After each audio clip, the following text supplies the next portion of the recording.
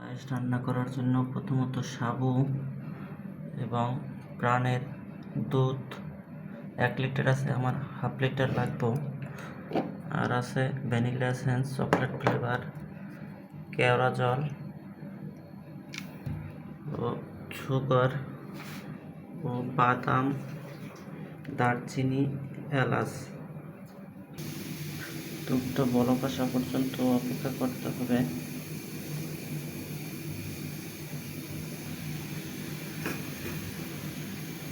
সবগুলো উপকরণ একসাথে ঢেলে দিলাম।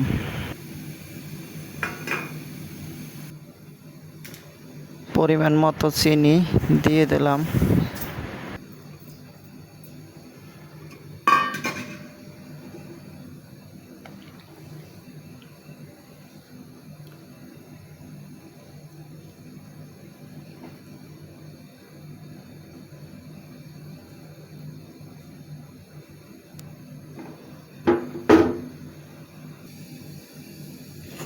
সাবুগুলো ভিজিয়ে রাখছিলাম, এগুলো এখন দিয়ে দিলাম।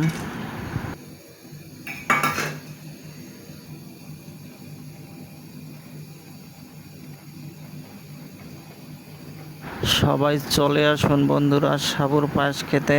আপনাদের সবার নিমন্ত্রণ রইল, চলে আসুন সাবুর এই মজাদার পায়েস খেতে। ধন্যবাদ সবাইকে।